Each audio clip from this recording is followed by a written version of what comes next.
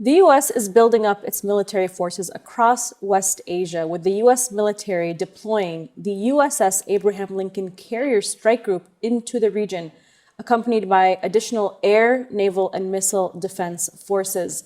Trump and the U.S. media are scaremongering about fake Iranian WMDs. It's starting to feel a lot like 2003 and the Iraq War fever again.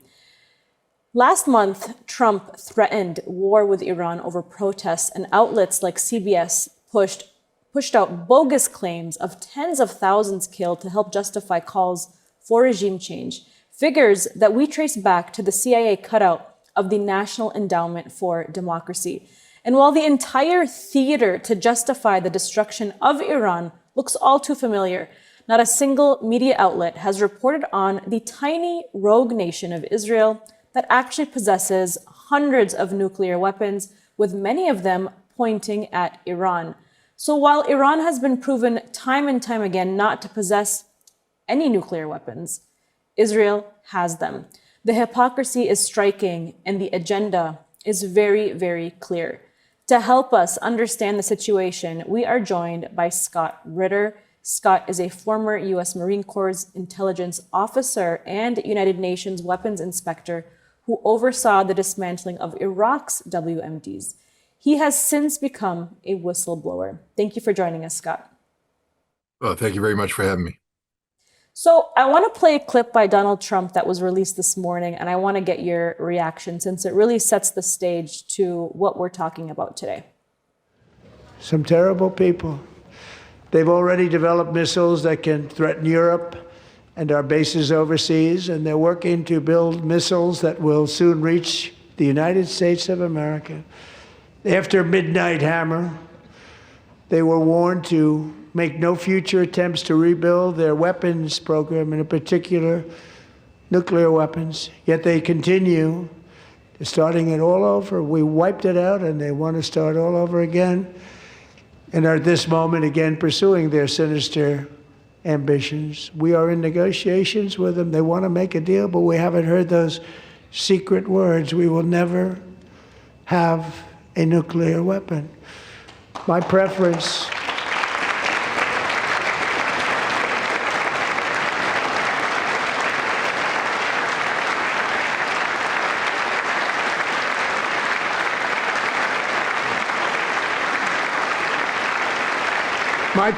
is to solve this problem through diplomacy. But one thing is certain, I will never allow the world's #1 sponsor of terror, which they are by far, to have a nuclear weapon. Can't let that happen.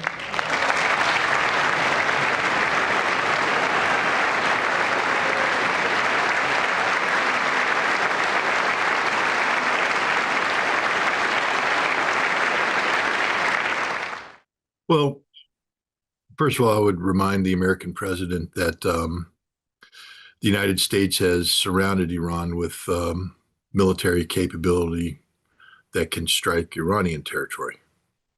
And it's just a little bit hypocritical to undertake these actions and then express umbrage at Iran daring to create the capability to strike the United States. First of all, we don't know if that's true. That seems to be an assessment made by people of programs they don't understand. And I don't think it's reflective of Iran's true strategic posture at this time. And, having the president say that he will not allow Iran to develop a nuclear weapon is, I have to be careful with the analogies I use, but, like telling a dog that, we're going to insist that he barks. Iran doesn't want a nuclear weapon at all. They've said this over and over again. So the president's, statement that he will not allow Iran to have that which they say they don't want to have is a meaningless statement. It creates the perception that somehow Iran is trying to pursue a nuclear weapons program, and that only through the will and tenacity of the American president is Iran being constrained in this regard. You mentioned people rising to their feet and in cheering the president. The ignorance that is manifest in the United States Congress about Iran, about the reality of Iran, is shocking. They cheer that which they do not understand, and also the lack of humanity. I mean, even if there was a case for war, and clearly there is not, a war unleashed on the region will result in the deaths of untold thousands of innocent people, truly innocent people. And for anybody to be standing up and applauding the possibility of a conflict that achieves these results, it just shows that there is no moral compass in the United States today. There's no intellectual compass. We don't know anything about Iran, but there's furthermore no moral compass, because unlike the people that are in Congress standing up and cheering, I have been to Iran. I have met the Iranian people. And while I may have reason to disagree with the Iranian government on any number of issues, I'm not saying I do, I'm just saying that's a possibility. It's okay. I disagree with my own government on any number of issues. I would never wish the Iranian people harm. They are wonderful, cultured people who greeted me with open arms. They were friendly, they were warm, they were very human, very kind, very loving. And the last thing any human being should ever want is to have harm inflicted on people, but especially people like this. These are peaceful people. They're not looking for trouble. They're just looking to live their life, free of the tyranny of war.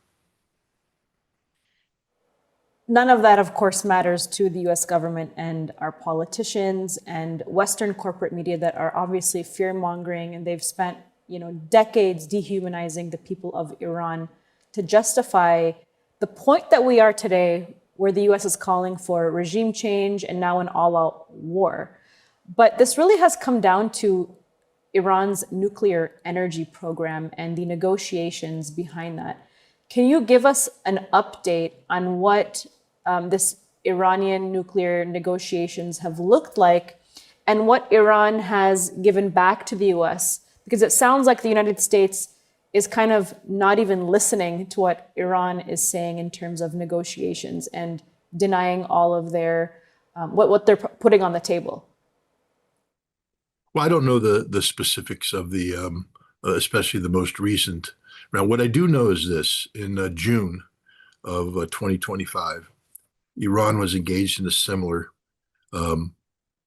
kind of negotiation with the United States, ostensibly to prevent military conflict.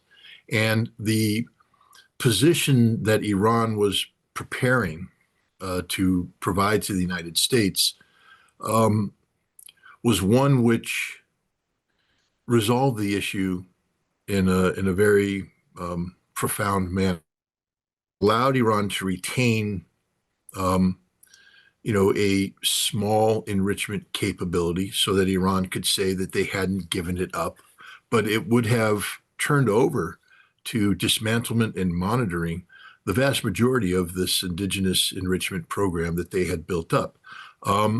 This was what Iran was willing to do to avoid a war. Now, Israel bombed them in a surprise attack that was facilitated by the perfidy of the United States government, pretending to engage in negotiations while preparing for war. Maybe that's what we're seeing again, pretending to engage in negotiations while preparing for war.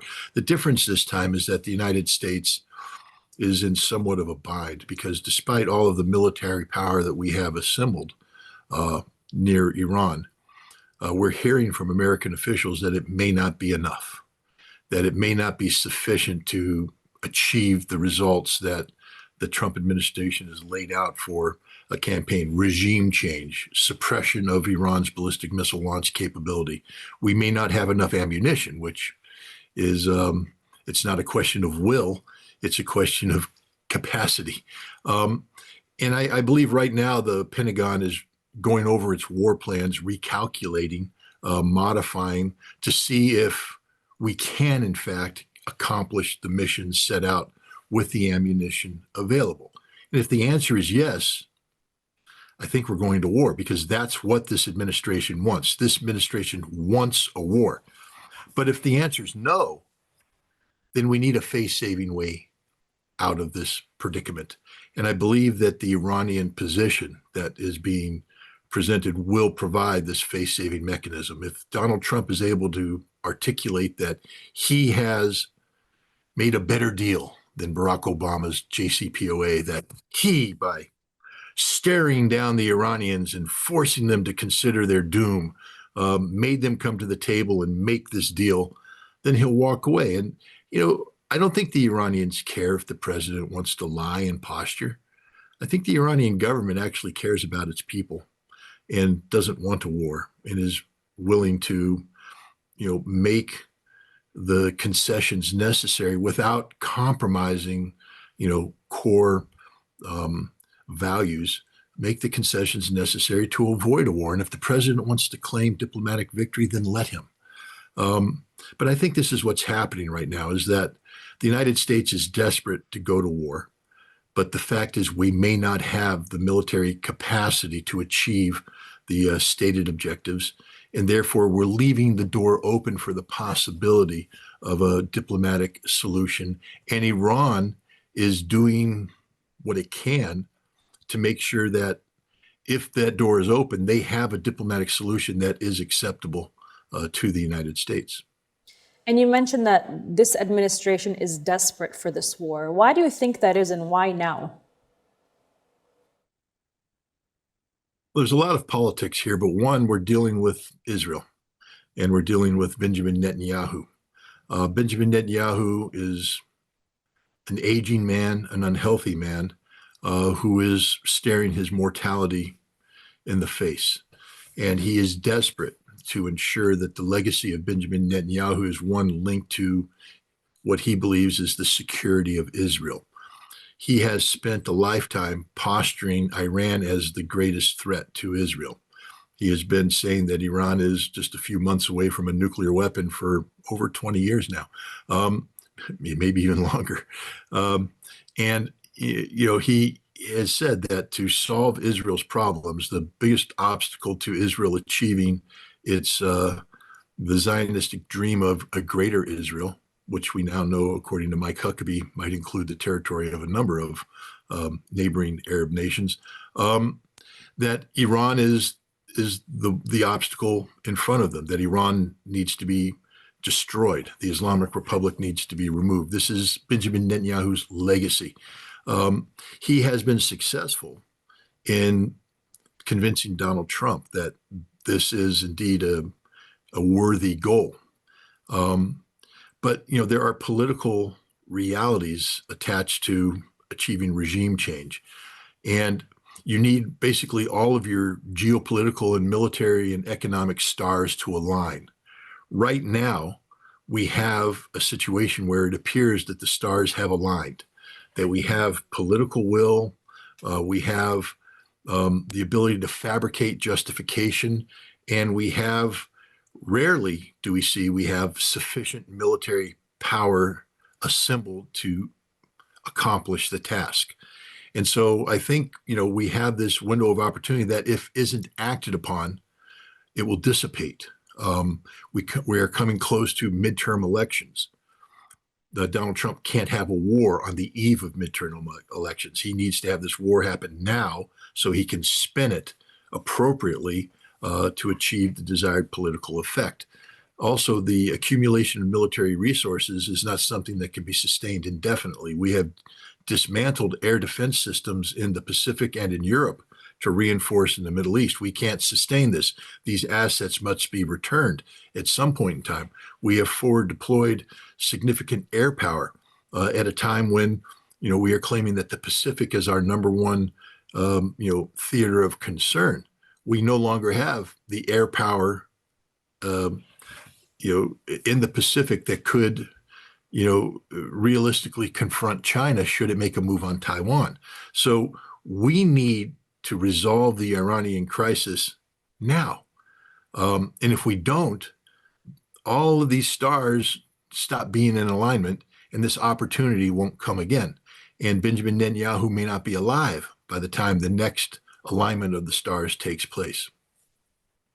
Well, that's very interesting that Netanyahu wants to have this legacy, and basically Trump is fulfilling all of these hopes and dreams of one rogue actor, which is Benjamin Netanyahu.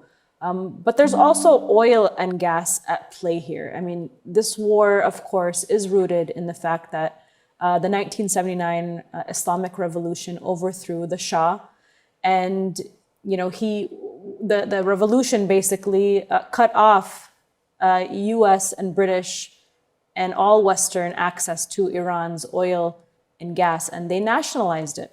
Can you talk a little bit more about how oil and gas is playing with this narrative to push for war?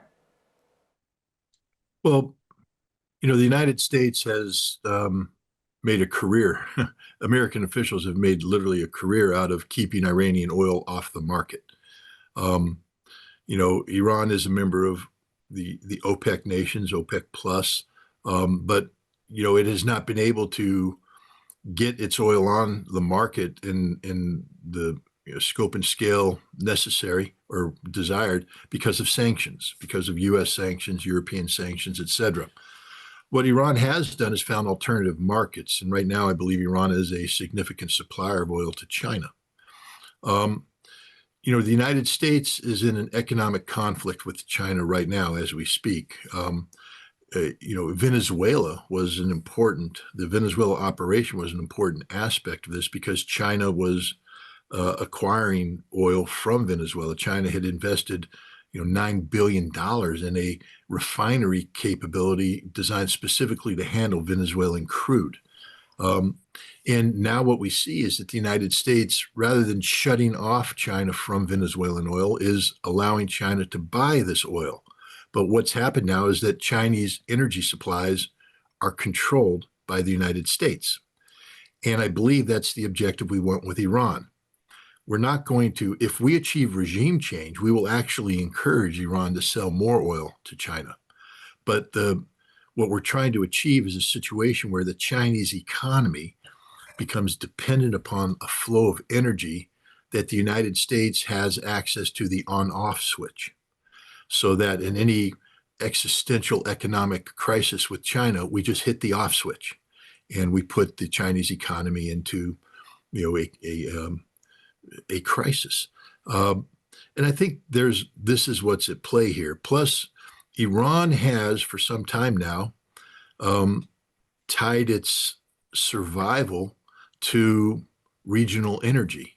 Iran has said, if you attack our energy infrastructure, if you deny us the ability to get our energy to the market, we have the capacity to bring harm to regional energy production. And that is, of course, bringing harm to the global economy. So the other thing is the United States wants to eliminate Iran's ability to hold the global economy hostage. It's not a good feeling to have the Iranians have their hands on the regional energy production on-off switch. And so energy plays a large part of what's driving. But I just want to point out that this is very shallow thinking, that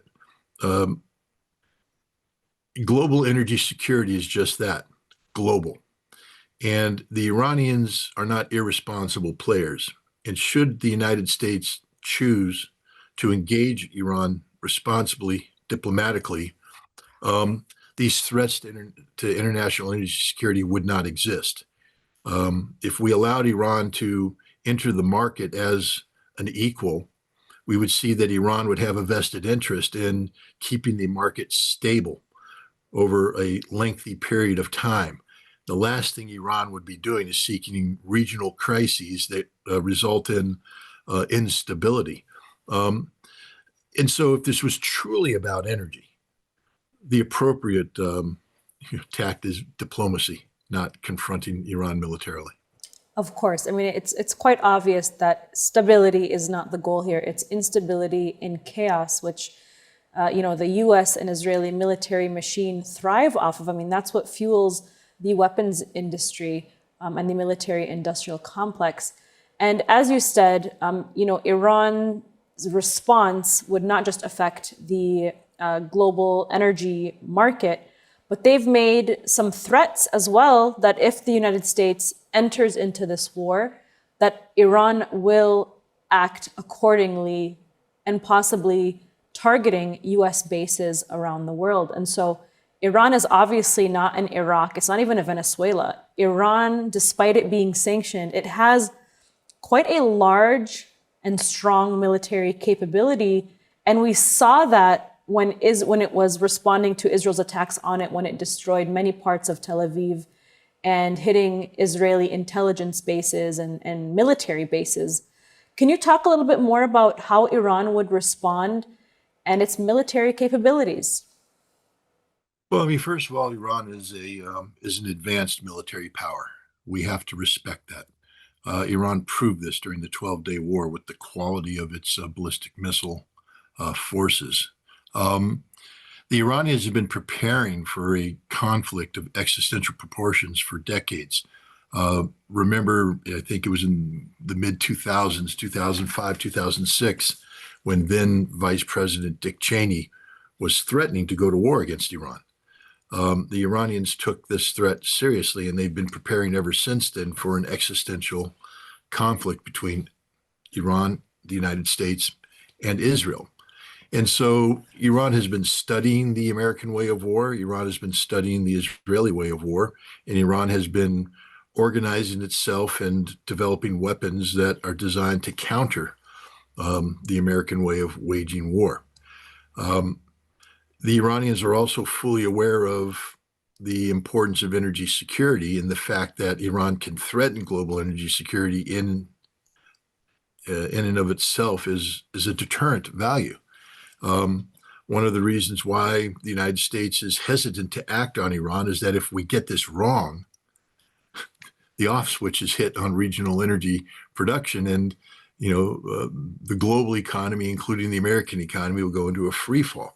And so the Iranians have a lot of positives that are attached to their military. They're very professional, very technologically advanced, and their military is geared to defending themselves from known threats.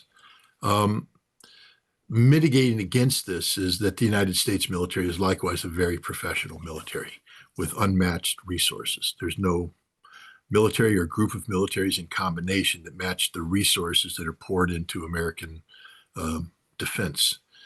Just this year, the defense budget is expanding by more than a third to $1.5 trillion. I mean, that's just a mind-boggling amount of money. And just so people understand why I'm making this point, because oftentimes people misconstrue this. When I start talking about the U.S. military, they say, "Well, you're a warmonger. You're promoting war. You're just one of these USA chest thumpers." I think you know that I'm not, but I am a military professional, and so I have to deal with these issues from a professional standpoint. Before the 12-day war, I had, based upon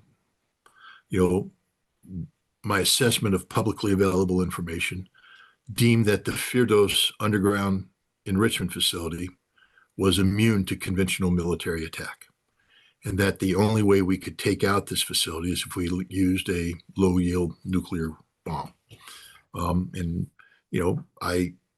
I believe that was a sound assessment. But what I didn't know is that in the United States, the Defense Advanced Research Projects Agency had dedicated an entire office to examine the Firdos underground nuclear reactor and find a weakness that could be exploited. They spent years doing this. I want to say that again. They spent years doing this, and they found it through the ventilation shaft. And then we designed weapons to penetrate the ventilation shaft, and then we trained our pilots to fly the mission. And they rehearsed this mission over and over and over again. And when the time came to execute the mission, they did so flawlessly. They flew over Iran. Yes, we can talk about how this was sort of a doctored event. Maybe there wasn't the resistance that could have been there, but they flew over Iran and they delivered the munitions on target in a manner which achieved the desired result. So for the people out there that call the United States an empire in decline, that may be true. But an empire in decline, it begins its decline at the highest point of its strength. So when we talk about American empire in decline, we're not talking about America already in a total state of collapse. We're talking about America beginning the retrograde away from its highest point of power and relevance. We're still the most powerful nation on the earth, and we have the ability to put resources into problems that no other nation can. I'll give you another example. President Trump, when he's speaking about Venezuela, about the Maduro operation, said, Venezuela had the most modern Chinese radars, the most modern Russian radars, and they didn't work. Someday I'll tell you how we did that. So the implication is that the United States had a technical solution to these advanced radars. And as somebody who used to be part of the intelligence system that was designed to achieve these results, I'm here to tell you we're very good at what we do. We are very professional. And so I think people make a mistake when they talk about the strength of Iran. Iran is a nation of 90 million, but it's also a nation that's been under economic sanctions for decades now. It's not operating at its most efficient. It's a nation that only recently solidified their military relationship with Russia. Remember, during the 12-day war, Russia and Iran had signed a strategic security framework agreement, but Iran had not ratified it. And so there was nothing Russia could do to help Iran. And only 7 months have passed since that time. You're not going to radically transform Iranian military capability in 7 months. The same thing with China. It's only recently that China and Iran have entered into a more advanced phase of military cooperation. The United States has been preparing for this war for decades. We have rehearsed every aspect of this war. And my concern is that if the United States is prepared as it should be, the Iranian military won't stand a chance, because we will hit them with overwhelming force immediately and sustain this in a manner that keeps them off balance. I could be wrong, and I'm not encouraging this, but my fear is that the U.S. military are professionals. If we can't accomplish a mission, we tell our civilian leadership we can't accomplish that mission. We're not suicidal. We don't say, it's okay, boss, we'll give it the old college try. We don't do the college try. We do guaranteed victory. We do guaranteed outcomes. And so if the military is telling the president they can accomplish the mission of regime change and missile suppression, that means they are confident that they have the military capacity to do this. And understand, the only thing that is preventing the president from going forward isn't a lack of capability. No one's saying in the Trump administration, we can't achieve regime change. We can't do decapitation. We can't suppress missiles. They're saying we don't have enough ammunition to do this. The problem is logistics. The problem isn't capability.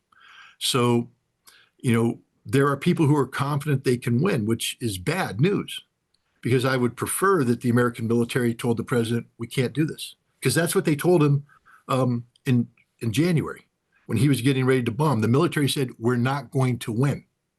We can't win. That's a different statement than what they're saying now. What they're saying now is we don't have enough ammunition. But if we did, we could win.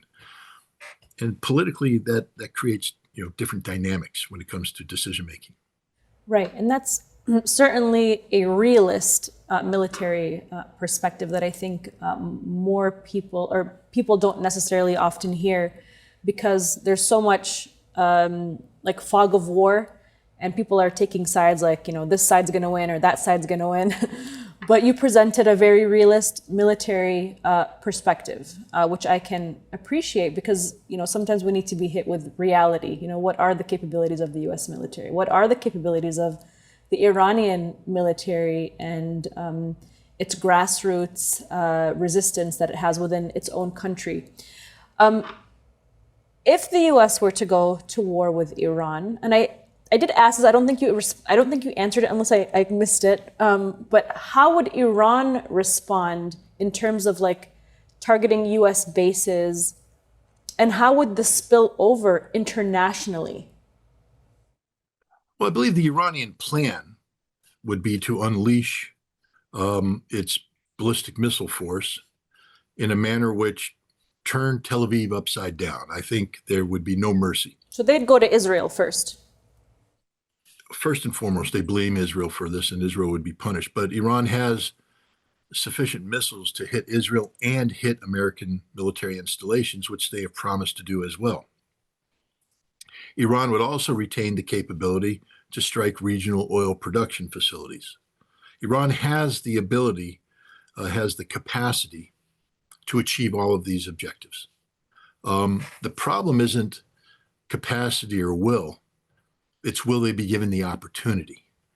Because the military force at the United States is assembled. Just to give you an example, we have brought in 3 squadrons of specially equipped F-16 fighters called Wild Weasels, and they work alongside specially equipped electronic warfare aircraft, and these are designed to take out enemy air defenses.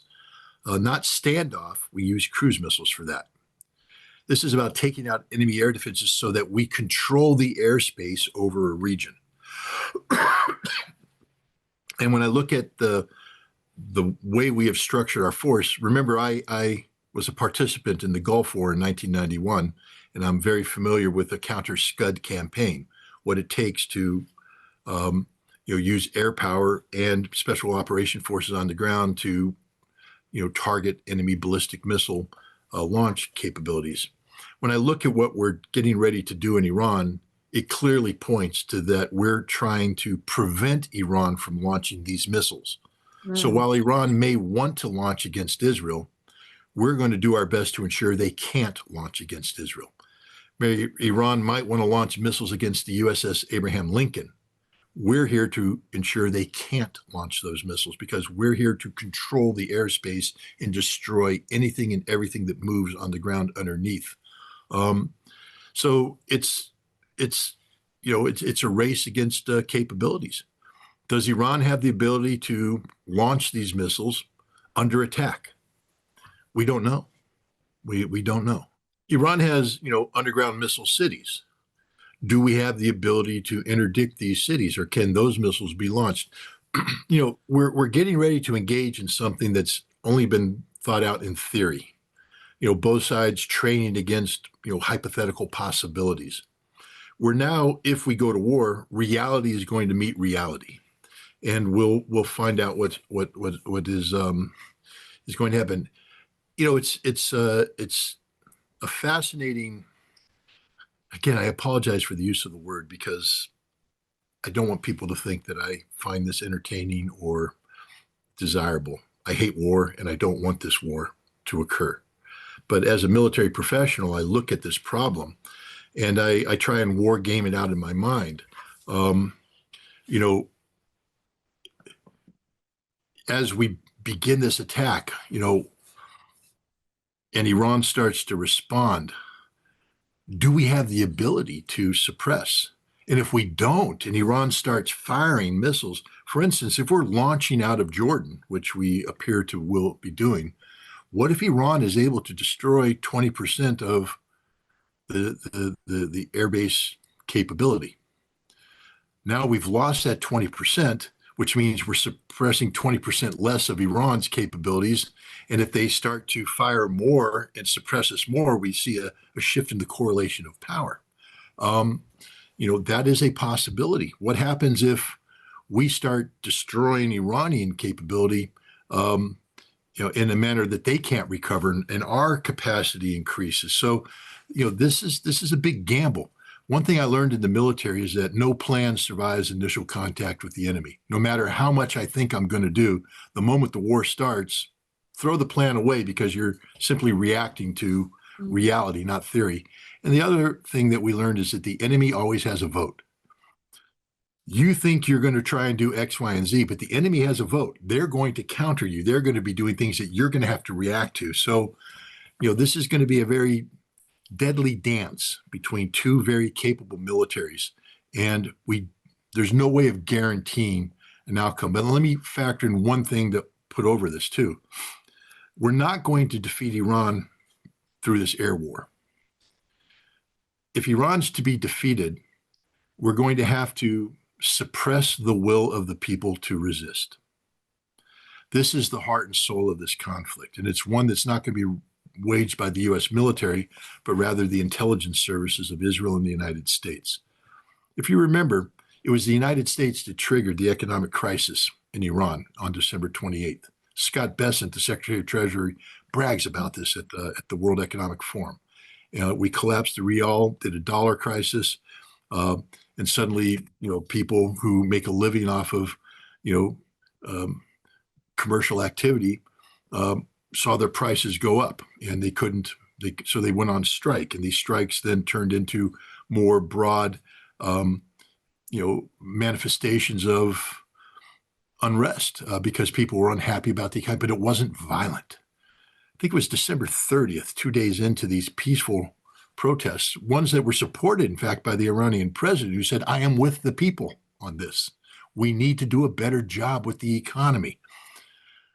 The Mossad, Israeli intelligence service, in their Farsi language social media, started broadcasting to the Iranian protesters, we are with you in spirit and on the ground next to you. We are on the ground with you. And that was the beginning of the emergence of other internet-based resistance movements that were now broadcasting into Iran, encouraging more violence, more protests, and direct violence against the Iranian government and the Iranian people. What we found is that the National Endowment for Democracy, which is sort of the modern day version of CIA operations that were run in the 80s, they state in their founding documents that they're just basically takeovering the mission from the CIA because it was bad PR to have the CIA doing regime change when we can just call it the NED. But they're bragging about how they're sending in things in. For what purpose?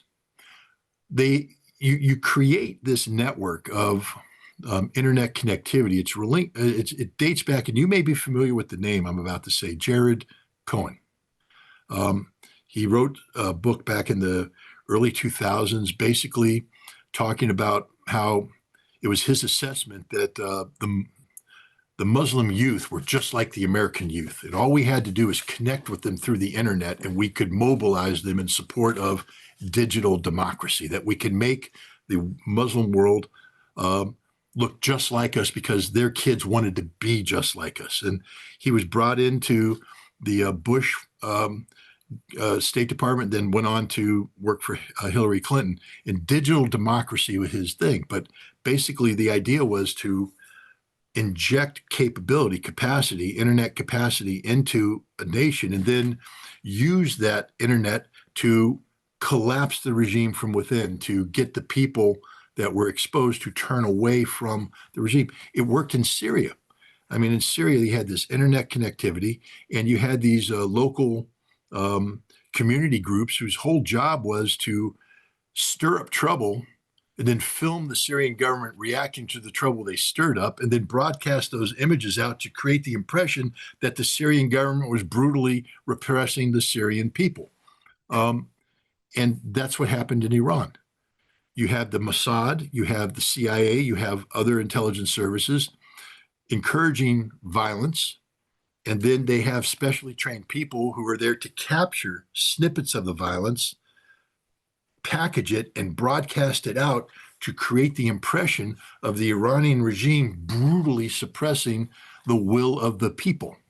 And then they attach lies to it. They have videotapes showing violence, and they then say 10,000 people were killed, 20,000 people were killed, 30. And then they have their echo chambers on the outside already positioned to receive this information and then further broadcast it to weaponize it politically so that people like Donald Trump, Lindsey Graham, and others start talking about the cruel brutality of the Iranian regime against the poor Iranian people.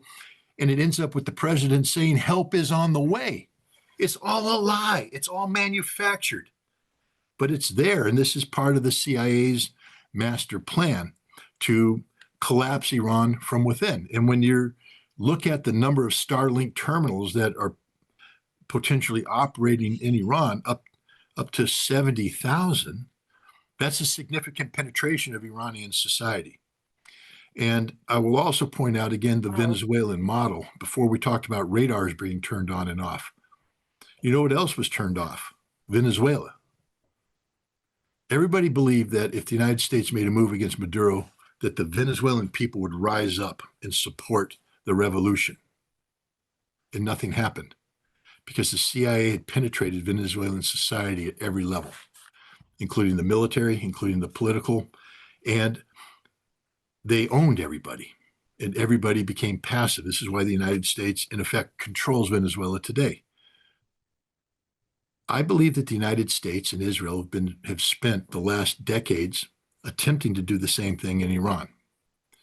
I believe that the Iranian government's willingness or desire to hope for a better outcome with the West has created a window of vulnerability that was exploited by the intelligence services of people who used economic distress to create opportunities to recruit people.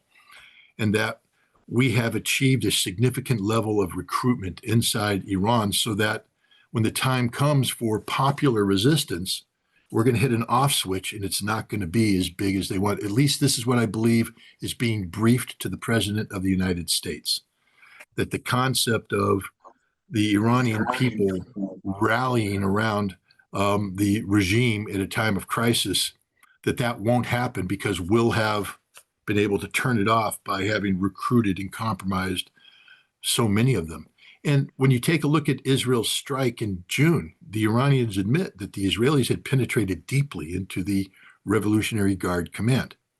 And I will make one last observation that people never reflect on. Rafsanjani, I believe was his name, former president of Iran, especially right after the Iran-Iraq war, and he oversaw the reconstruction of Iran. And one of the ways that he retained the loyalty of the Revolutionary Guard command, et cetera, was to turn them into businessmen. And you see many of the businesses that are in Iran are run by the Revolutionary Guard. Business is an inherently corrupting process because it deals with money.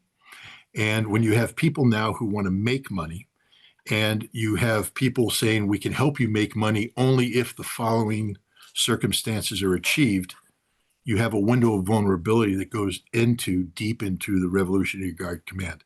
And I think that the CIA has spent the last couple of decades exploiting this window of opportunity. And so I'm very concerned that one of the reasons why the United States is behaving so confidently is that the CIA believes that it's holding a lot of cards, and that when the time comes, it will be able to weaken the regime from within, collapse it from within, and prevent the mobilization of the resources necessary to quell the unrest that we will be unleashing. And I want to ask about just regional actors, because I want to end with Israel and its possession of nuclear weapons and its Samson option. But before we get to that, one last question about the prospect of war and what that would look like. Are the regional actors, like the state of Jordan, Saudi Arabia, the Gulf states, Israel, and other US and Israeli allies, the same countries that normalized relations with the state of Israel, we saw them push back against Iranian missiles using their defense systems to bring down the missiles as they were on their way to the state of Israel. How will these Arab regimes react if a war were to take place between the United States, Israel, and Iran? And would they assist the US again?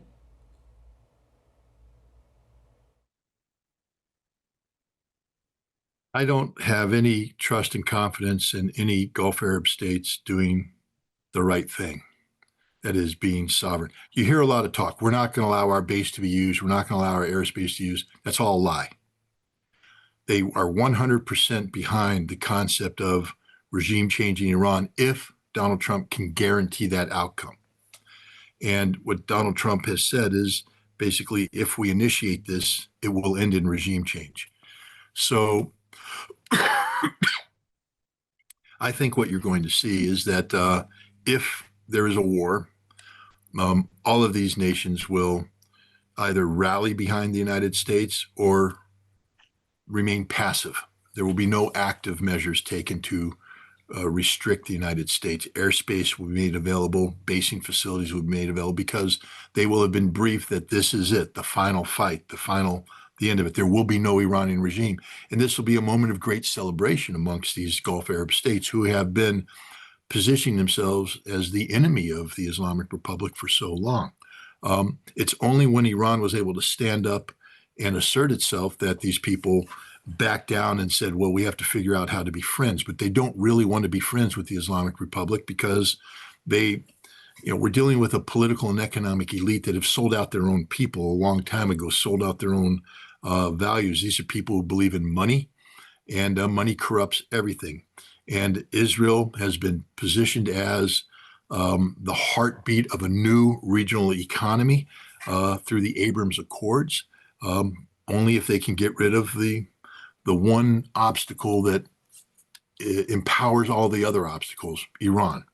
And so I believe that if this conflict takes place, the Gulf Arab states will either be active participants in this conflict or they will passively observe, but they won't be trying to stop it unless it starts going bad soon. I mean, if it starts going bad soon, their job will be to stop this conflict before it spills over into their energy production capabilities, because that's the kiss of death to these economies. They aren't, multidimensional economies. They're single faceted, built around energy production, and a major regional war could bring these at risk, and that would be the collapse of these regimes.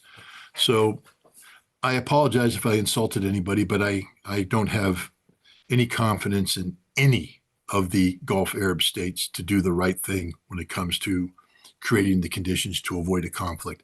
They may be saying what they need to be saying right now to keep the Iranians off guard into believing that there isn't widespread support. But behind the scenes, I can guarantee you, in 30 years, when the cables are published, you'll be seeing that the United States has cut a deal with every single one of these nations on what they would do in time of conflict with Iran. These nations have sold out to Greater Israel years ago. Yeah, I mean, I definitely agree with that. I don't think that they're going to be really standing up to the United States or Israel against this war. There will probably be active participants in some way. So I just have two questions left for you. One aspect of this story that is rarely talked about is the fact that Israel does have possession of dozens, if not hundreds, of nuclear weapons. In fact, we at MintPress many years ago reported on the leaked Colin Powell emails where he stated that Israel has over 200 nuclear weapons, and many of them are pointed at Iran. Israel is not a signatory of the Non-Proliferation Treaty, and the media doesn't even acknowledge that Israel has these nuclear weapons. But in the last month, in January, Israel has actually been suspected to have tested its own nuclear weapons at its WMD headquarters in Dimona, and it actually caused a 4.2 magnitude earthquake. So Israeli missiles have a great range, enough to hit anywhere in the US and Europe, to even as far as Japan, and has the capability of destroying the entire planet. Can you tell us more about Israel's nuclear weapons capabilities? Well, first of all, Israel does have a nuclear weapons capability. This is a statement of fact. It's one that they developed without the permission of the United States. John F. Kennedy, when he was president, was seeking to confront Israel over this and get American inspectors on the ground, something Israel resisted. Lyndon Johnson was otherwise distracted, but again, not a fan of Israel's nuclear program. Richard Nixon, though, had to deal with the fact that after the Six-Day War, the American Jewish community became very more politically powerful, became more relevant as American Jews woke up to the romanticism of Israel. Prior to that, many American Jews were not supportive of the state of Israel. It was a socialist state, there was some hesitancy, but after the Six-Day War, especially when the Wailing Wall came under control of Israeli forces, there was a reawakening of this romanticism about Israel, and it became a political problem for American politicians. And so Richard Nixon had to deal with this. He and Golda Meir cut a deal. They sat down and they had very lengthy conversations. And we couldn't get Israel to give up its nuclear weapons. And we had a legal problem because of the Nuclear Non-Proliferation Treaty. We couldn't allow Israel to have nuclear weapons. Legally, we would have to step in and take actions. So we had to create this concept of plausible deniability, where Israel would not admit to have nuclear weapons, and therefore we would not accuse them of having nuclear weapons. But this was a giant song and dance because we had to extract assurances from Israel that they would not use these nuclear weapons unless absolutely necessary. And then we went through the various measures that would have to be taken before Israel would, because once Israel says we have nuclear weapons, the United States must take action because of the Nuclear Non-Proliferation Treaty. So we needed to, if we were going to make the Israeli nuclear deterrence viable, we had to give Israel the ability to flex its nuclear muscles without declaring they had nuclear weapons.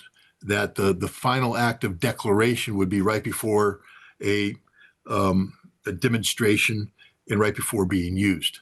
And so we had these procedures, and they have been implemented. I was personally tracking one such thing during the Gulf War when Israel was being attacked by Iraqi Scud missiles. The Israelis were saying to the United States, you must stop these missiles. And of course, we couldn't. We tried. I tried. I was part of that group. We failed.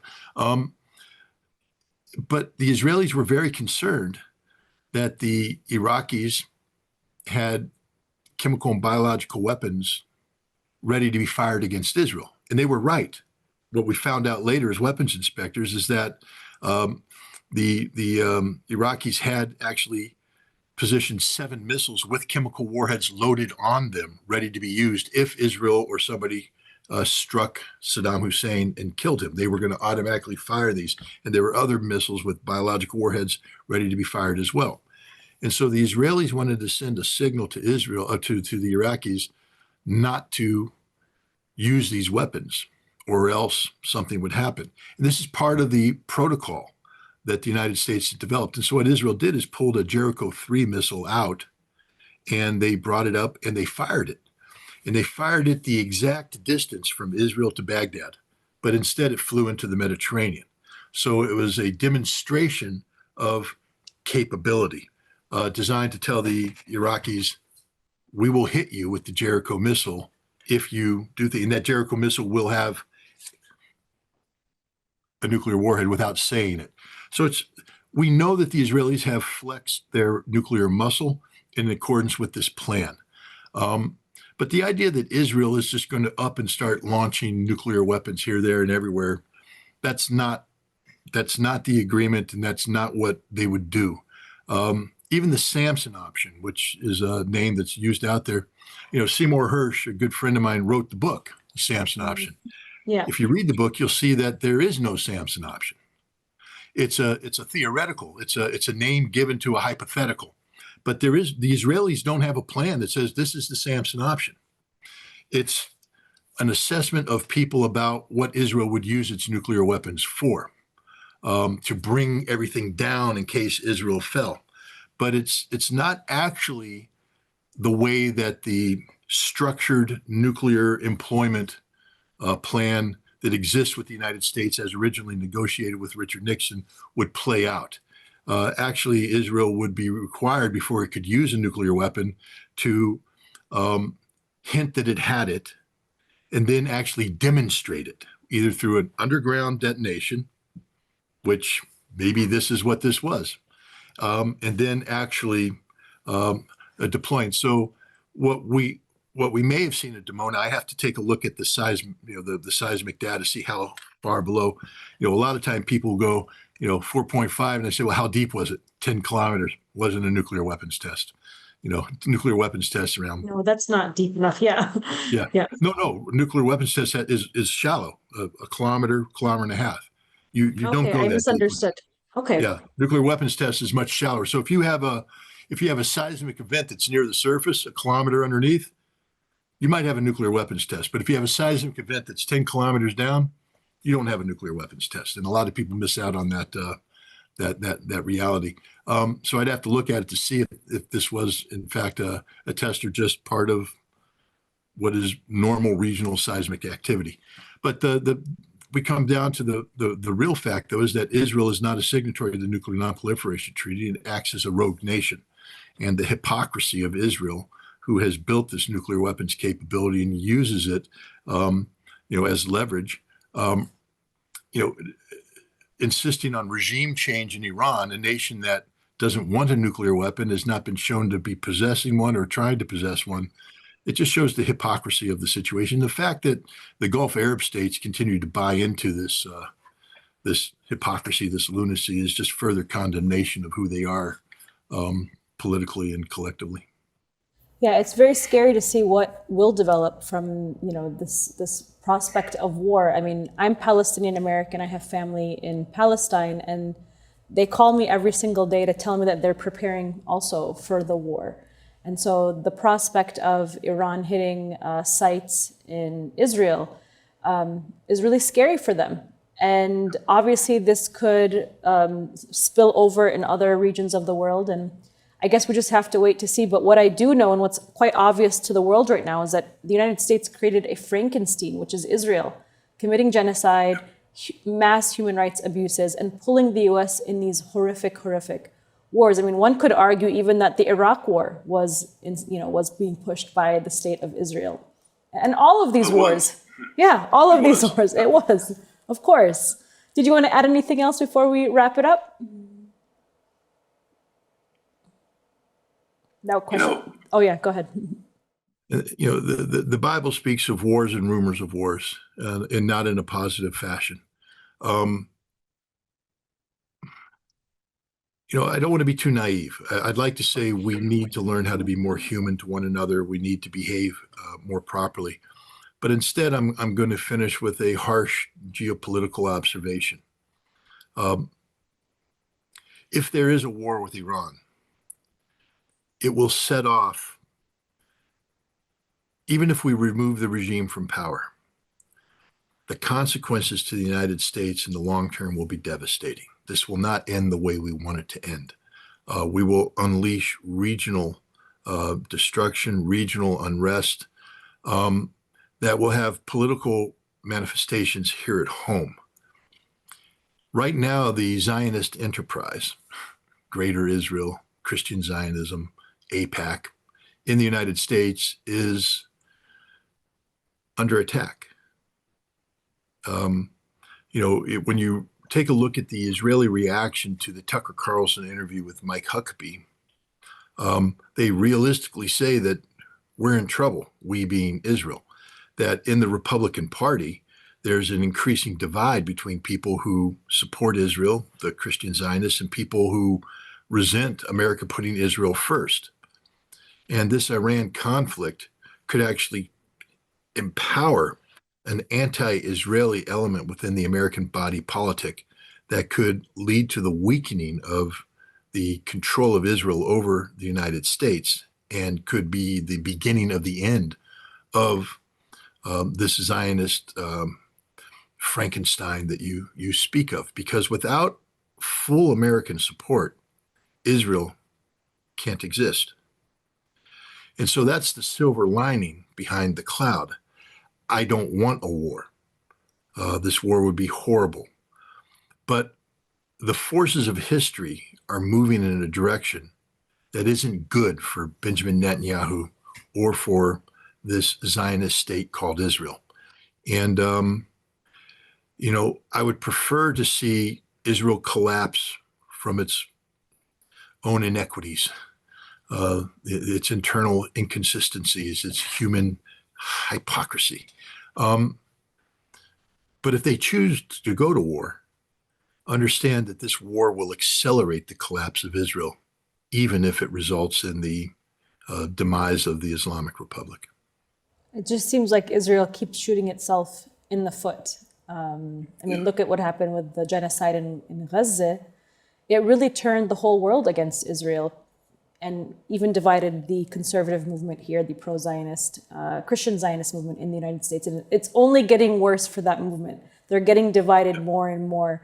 And Israel just continues to shoot itself in the foot. It's almost like it just wants to bring down the US with it. You know, if we're going down, you got to come down with us.